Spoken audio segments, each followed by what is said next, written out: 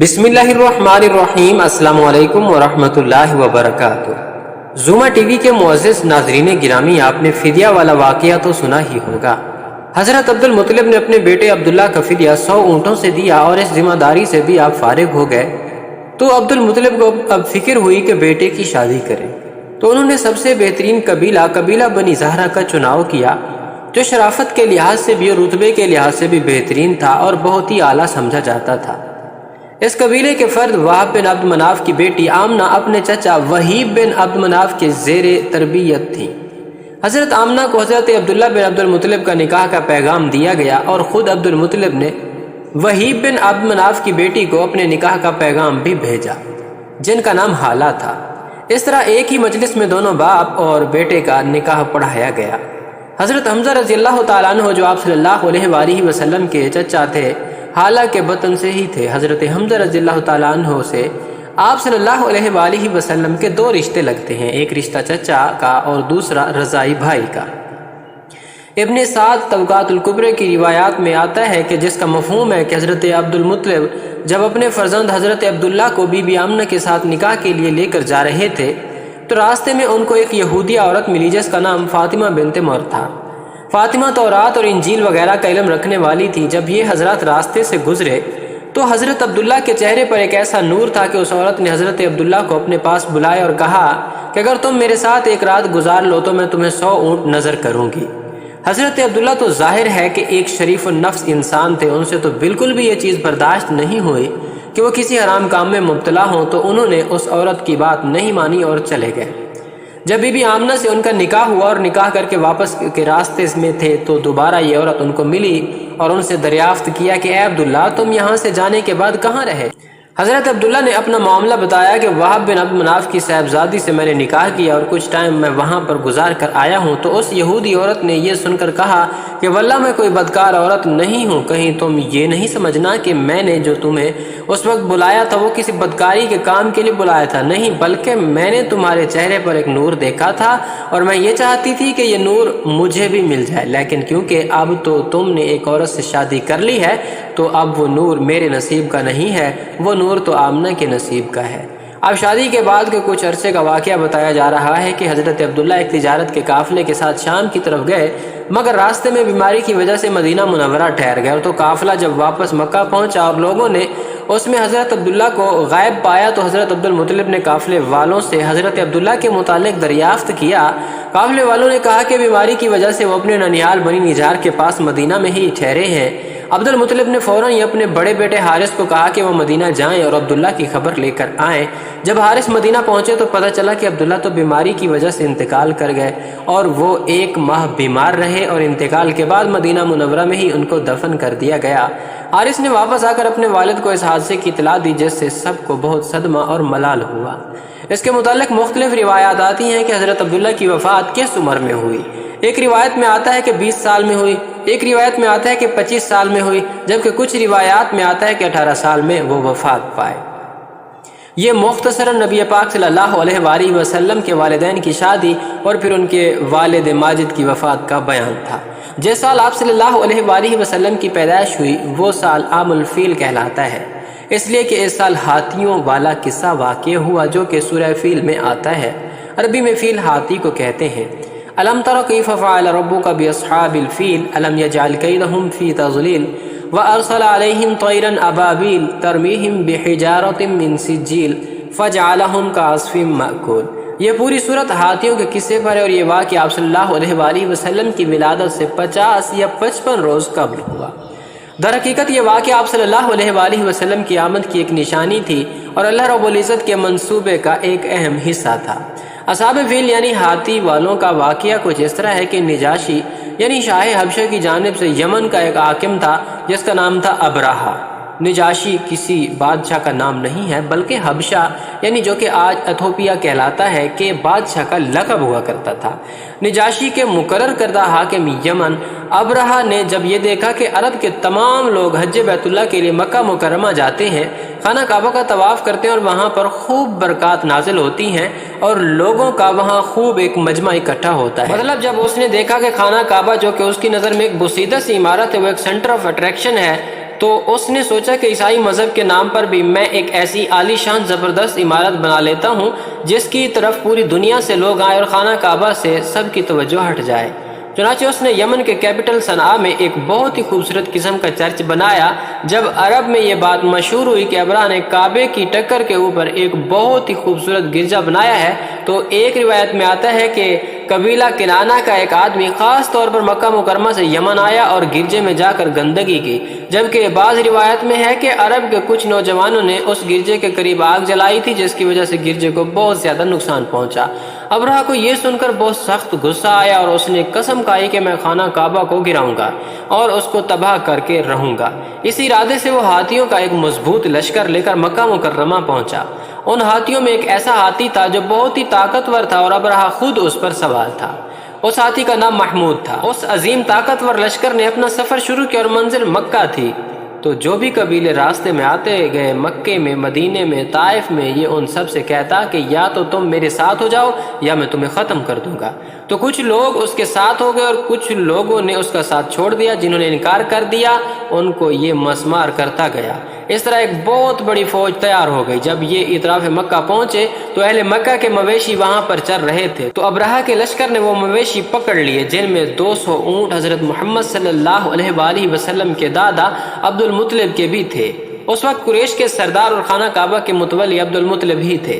جب ان کو ابرہہ کے آنے کی خبر ملی اور معلوم ہوا کہ وہ کس ارادے سے آیا ہے اور اس نے ہمارے جانوروں کو پکڑ لیا ہے، تو انہوں نے قریش کو جمع کر کے اعلان کیا کہ ابرہہ کا لشکر بہت بڑا ہے اور ہم اس کا مقابلہ نہیں کر سکتے، تو ہم ایسا کرتے ہیں کہ مکہ کو خالی کر کے پہاڑوں پر چلے جاتے ہیں، اور تم گھبراؤ مت، خانہ کعبہ کو کوئی منہدم نہیں کر سکتا، کیونکہ یہ تو اللہ کا گھر ہے اور اللہ اپنے گھر کی خود حفاظت کرے گا۔ اس کے بعد عبد المطلب چند بڑے قریش کے سرداروں کو لے کر ابرہہ کے پاس گئے اور اطلاع دی کہ میں ابرہہ سے ملنے آیا ہوں۔ ابرہہ نے عبد المطلب کا استقبال بڑے شاندار طریقے سے کیا۔ جب اس نے عبد المطلب کو دیکھا تو وہ ان کی خوبصورتی، عظمت، ہیبت اور وقار سے ایک دم مرعوب ہو گیا اور نہایت احترام اور اکرام کے ساتھ پیش آیا۔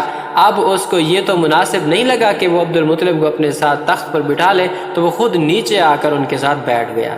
عبد المطلب نے اس سے کہا کہ میں تمہارے پاس اپنے اونٹ کی رہائی کا مطالبہ کرنے کے لیے آیا ہوں۔ تو ابرہہ بڑا حیران ہوا اور اس نے کہا کہ میں تو تمہیں بڑا سردار سمجھتا تھا، اور کیونکہ تم خانہ کعبہ کے متولی ہو اور مکہ کے سردار ہو تو میں تو سمجھ رہا تھا کہ تم کوئی بہت ہی بڑی بات کرنے کے لیے آئے ہو، لیکن تم تو صرف مجھ سے اونٹ کی رہائی کا مطالبہ کرنے کے لیے آئے ہو۔ یہ تو بہت ہی عجیب سی بات ہے، میں تو تم سے بہت متاثر تھا۔ عبد المطلب نے اس کی پوری بات کا جواب نہیں دیا، بلکہ کہا کہ میں تو مالک ہوں اپنے جانوروں کا، لہٰذا تم سے اپنے جانوروں کا مطالبہ کرنے کے لیے آیا ہوں، اور جو خانہ کعبہ کا مالک ہے وہی کعبے کی حفاظت کرے گا۔ ابرہہ نے کچھ سکوت کے بعد عبد المطلب کے اونٹ ان کو واپس کر دیے۔ عبد المطلب اپنے اونٹوں کو لے کر واپس آ گئے اور قریش کو حکم دیا کہ مکہ کو خالی کر دے اور تمام اونٹوں کو خانہ کعبہ کی نظر کر دے، یعنی خانہ کعبہ کے خاطر اونٹوں کو قربان کر دے۔ اور وہ چند آدمیوں کو لے کر خانہ کعبہ کے دروازے پر حاضر ہو کر گڑ گڑا کر دعائیں مانگنے لگے اور خوب رو رو کر اللہ تبارک و تعالیٰ سے یہ دعا مانگی کہ تیرے حرم کی بربادی کا ارادہ کر کے جو لوگ جہالت کی بنا پر آئے ہیں انہیں تیری عظمت اور جلال کا خیال نہیں ہے، یہ تیرا گھر ہے تو اپنے گھر کی خود حفاظت کر لے۔ جب عبد المطلب دعا سے فارغ ہوئے تو اپنے ساتھیوں کو لے کر پہاڑ پر چڑھ گئے اور ابرہہ کا لشکر خانہ کعبہ کو گرانے کے لیے آگے بڑھا۔ جب یہ حملہ کرنے کے لیے مکہ کی طرف بڑھے اور خانہ کعبہ کے بہت قریب آ گئے تو محمود یعنی جو ہاتھیوں کا لیڈر نیچے بیٹھ گیا اور آگے بڑھنے سے انکار کر دیا۔ لوگوں نے اس کو مارا، زنجیروں سے کھینچ کر اٹھانے کی کوشش کی، مگر وہ نہ ہلا۔ جب اس کا رخ موڑ کر الٹی طرف کرتے یعنی یمن کی طرف تو وہ اٹھ کر چلنے لگتا، اگر دائیں طرف کرتے تب بھی اٹھ کر چلتا، مگر کعبے کی طرف ایک قدم بڑھانے کو تیار نہ تھا۔ اب ان کو سمجھ میں نہ آیا کہ یہ محمود کو ہوا کیا ہے، لیکن دراصل وہ ہاتھی بھی اللہ کی مخلوق ہی تھا اور اللہ کے حکم سے وہ خانہ کعبہ کے احترام میں آگے ہی نہیں بڑھا۔ یعنی جانوروں کو بھی اللہ تبارک و تعالیٰ نے اتنی عقل اور سمجھ دی ہے کہ وہ اپنے رب کو پہچانتے ہیں۔ اب اللہ کے حکم سے یہ ہوا کہ ابابیل نامی چھوٹے چھوٹے پرندوں کی ایک بڑی جماعت آسمان پر ظاہر ہوئی اور ہر ایک کی چونچ اور پنجوں میں چھوٹی چھوٹی کنکریاں تھیں۔ یہ ابابیل ابرہہ کی فوج پر اس طرح کنکریاں برسانے لگے کہ جس پر بھی کنکری لگتی اس کے جسم میں سوراخ کر دیتی اور وہ ہلاک ہو جاتا۔ یعنی ایک طرح سے اس زمانے میں گولیاں تو نہیں تھیں لیکن یہ گولی کا کام دے رہی تھیں۔ غرض یہ کہ اس طرح ابرہہ کا لشکر تباہ اور برباد ہو گیا اور ابرہہ کے بدن پر چچک کے دانے نمودار ہونے لگے، جس سے اس کا تمام بدن سڑ گیا اور بدن سے پیپ لہو نکلنے لگا، اور ایک کے بعد ایک اس کے جسم کا ایک ایک حصہ بوٹیوں کی طرح کٹ کٹ کر گرتا چلا گیا۔ آخرکار اس کا سینہ پھٹا، دل بھی باہر نکل آیا اور بالآخر دم نکل گیا۔ بتانے کا مقصد یہ ہے کہ اللہ تبارک و تعالی نے اس کو اتنی ہیبت ناک سزا دی کہ بہت ہی تکلیف کے بعد اس کو موت دی۔ ابرہہ کا سارا لشکر تباہ ہو گیا اور اللہ تبارک و تعالی نے سیلاب بھیجا جو ساری لاشوں کو بہا کر دریا میں لے گیا، اور اس طرح یہ نیز تو نابود ہو گئے۔ یہ پورا واقعہ سورہ فیل میں مذکور ہے، اور جیسا کہ ہم نے پڑھا ہے کہ در حقیقت یہ واقعہ نبی کریم صلی اللہ علیہ وآلہ وسلم کی آمد کی ایک نشانی تھی اور اللہ رب العزت کے منصوبے کا ایک اہم حصہ تھا۔ اللہ رب العزت کا اس طرح بیت اللہ کی حفاظت کرنا اور قریش کی غیبی نصرت اور حمایت کرنا، یہ سب آپ صلی اللہ علیہ وآلہ وسلم کی ولادت اور برکات کی بشارت تھی۔ اب وہ لمحہ جس کا انتظار یقیناً قارئین کو ہوگا وہ ہے نبی آخر الزمان سرور دو عالم صلی اللہ علیہ وآلہ وسلم کی پیدائش۔ آپ صلی اللہ علیہ وآلہ وسلم کی پیدائش واقعہ فیل سے 50 یا 55 روز پہلے بتاریخ 8 ربیع الاول بروز پیر صبح صادق کے وقت مکہ مکرمہ ابو طالب کے مکان میں ہوئی۔ آپ صلی اللہ علیہ وآلہ وسلم کی یوم پیدائش کے متعلق بھی مختلف روایات آتی ہیں۔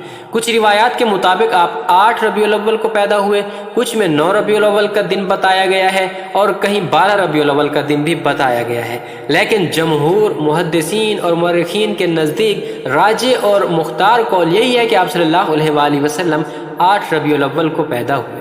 عبداللہ ابن عباس اور جبیر بن مطعم رضی اللہ تعالی عنہ سے بھی یہی منقول ہے، اور اسی قول کو علامہ قطب الدین اسطلانی نے بھی نقل کیا ہے کہ آپ صلی اللہ علیہ وآلہ وسلم کی ولادت 12 ربیع الاول کو نہیں بلکہ 8 ربیع الاول کو ہوئی۔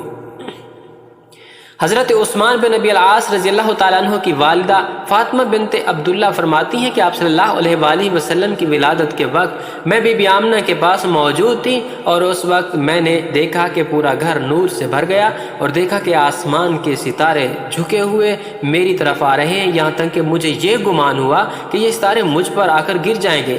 ستاروں کا زمین کی طرف آنا دراصل اس بات کی طرف اشارہ تھا کہ اس دور کے کفر کی جو ظلمتیں اور تاریکیاں ہیں وہ نبی آخر الزمان کے آنے سے دور ہو جائیں گی، اور تمام زمین اور آسمان کے درمیان ایک نور مقرر ہو جائے گا۔ آپ صلی اللہ علیہ وآلہ وسلم کی والدہ ماجدہ بھی فرماتی ہیں کہ انہوں نے بھی آپ صلی اللہ علیہ وآلہ وسلم کی پیدائش کے وقت ایک نور دیکھا جس سے شام کے محل روشن ہو گئے، اور یہی روایت مسند احمد اور مستدرک حاکم میں بھی مذکور ہے۔ شام اور بصرہ کے محل دکھانے کا مقصد دراصل اسلامی فتوحات کی پیشین گوئی تھی کہ آپ صلی اللہ علیہ وآلہ وسلم کی حکومت بصرہ اور شام میں بھی واقع ہوگی۔ نبی پاک صلی اللہ علیہ وآلہ وسلم کی پیدائش کی شب یہ واقعہ پیش آیا کہ ایوان کسرہ میں زلزلہ آیا جس سے محل کے 14 کنگرے گر گئے۔ اسی طرح فارس کا آتش کدہ جو ہزاروں سالوں سے روشن تھا وہ بھی بجھ گیا۔ جب صبح ہوئی تو کسرہ بہت پریشان ہوا۔ کسرہ فارس کے بادشاہوں کا لقب ہوا کرتا تھا۔ اس نے بہت وقار سے بات کر کے اپنے وزراء کو جمع کیا اور پوچھا کہ یہ کیا معاملہ ہے، یہ تو بہت ہی عجیب و غریب بات ہے۔ جب یہ بات لوگوں تک پہنچی تو ایک شخص نے کہا کہ میں نے ایک خواب دیکھا ہے کہ سخت اونٹ عربی گھوڑوں کو کھینچ کر لے کر جا رہے ہیں اور دریائے دجلہ سے پار ہو کر تمام ممالک میں پھیل گئے ہیں۔ کسرہ نے اس خواب کی تعبیر پوچھی کہ شاید عرب کی طرف کوئی عظیم الشان حادثہ پیش آنے والا ہے، تو ایک بہت بڑے عالم نعمان بن منظر کو بلایا گیا اور ان سے خواب کی تعبیر کے متعلق پوچھا گیا، تو تحقیق کے بعد انہوں نے کہا کہ آپ کی سلطنت میں سے 14 بادشاہوں کی بادشاہت اچانک ختم ہو جائے گی۔ یہ سن کر کسرہ کو ایک بات کی تسلی ہوئی کہ 14 بادشاہوں کا ختم ہو جانے کا مطلب تو یہ ہے کہ 14 سلطنت کو گزرنے کے لیے تو ایک زمانہ چاہیے۔ ایسا نہ ہوا، 10 سلطنتیں تو ان کی 4 سال میں ہی ختم ہو گئی۔ جس طرح عام الفیل کا واقعہ تھا اسی طرح یہ واقعہ بھی اس طرف نشاندہی کرتا ہے کہ آپ صلی اللہ علیہ وآلہ وسلم کی پیدائش ہونے والی ہے۔ اسی لیے اللہ تعالیٰ نے شرک اور کفر کو دنیا سے مٹانے کا عزم کر لیا ہے۔